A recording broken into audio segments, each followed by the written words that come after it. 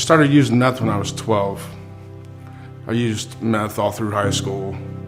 I started selling meth, and next thing you know, I was going to jail all the time. It seems to me that jail was my only periods of sobriety. 90 days here, 6 months there, ordered to rehab there. I didn't really want what the court had to offer, so I continued using meth until I had nowhere to go. I really didn't know what my future had in store for me. I thought I was going to be locked up for the rest of my life.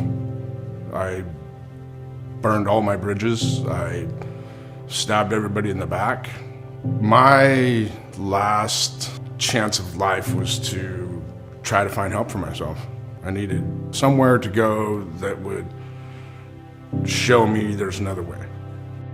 I was not able to hold down a job because of my addiction to heroin. I tried, but I never got past more than a few months. The only way I thought I could be successful and be able to make a decent living wage was to, sell drugs or do some kind of crime to come up, so to speak. I called my mom to let her know that I was gonna go into detox, and the minute my sister picked up the phone, she heard my voice. Right when she heard my voice, she didn't say anything, she just hung up the phone. And I remember at that moment just feeling something I've never felt before, because my family had always been there. When everyone else shut the door, they had been there, and at this point, they weren't there anymore. I can't even describe it. It felt horrible.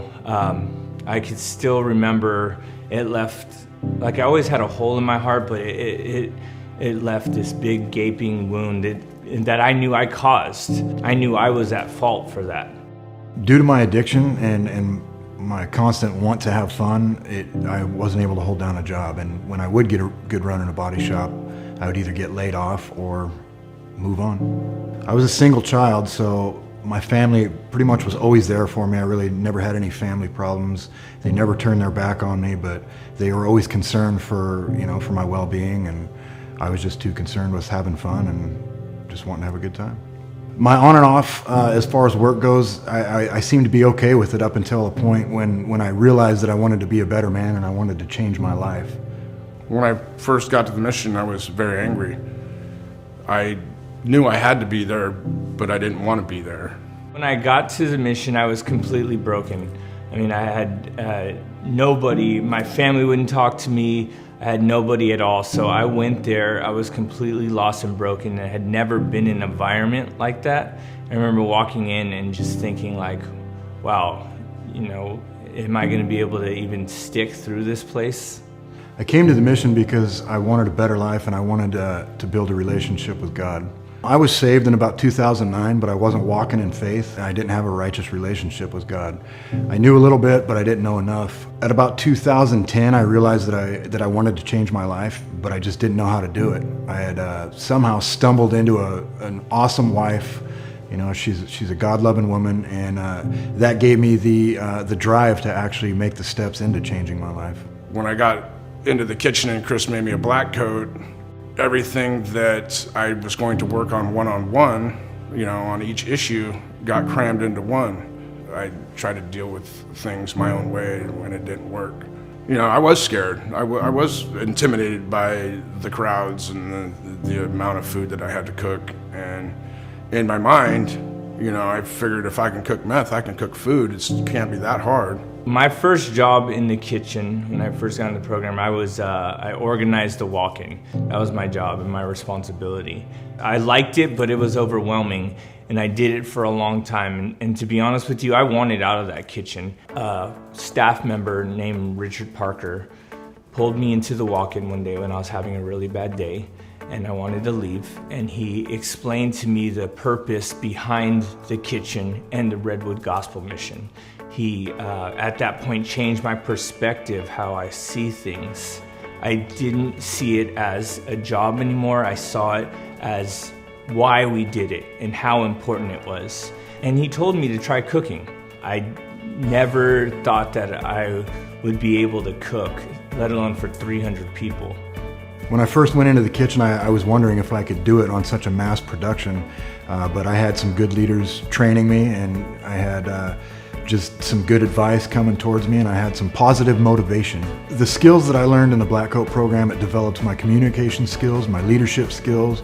It brought out my self-esteem in order for me to become a better man and to be able to walk upright and build a relationship with God. Cooking 300 meals a day in my mind was definitely a challenge. Come to find out, it was the most fulfilling challenge I ever did in my life.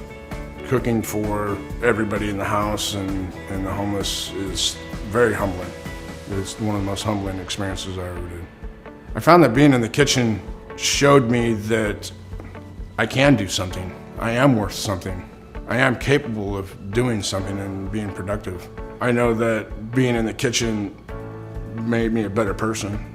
When I was given the opportunity to cook for the mission, that gave me purpose. My whole life I felt hopeless, and I felt like I wasn't able to do anything purposeful. And that gave me hope, and that gave me confidence that someone else believed in me when I never believed in myself. Cooking for the homeless population, and as well as the other members of the New Life program, was instrumental in changing my life, because I was shown the love of God. At that point, I was shown what comfort can do to somebody else that was in need or was less fortunate at the time. When I come back to the mission and volunteer, I like to work with the new guys. I like to work with the newcomers that don't know what I know and haven't seen what I've seen and what the mission does for people. It was very intimidating to go out and find a job, but the mission gave me confidence to go find a job. It gave me my self-confidence back. It's a true blessing to be able to come back to the Redwood Gospel Mission and instruct the guys in the Black Coat program, the certification program, and as well as be able to offer my experience and my hope and my strength.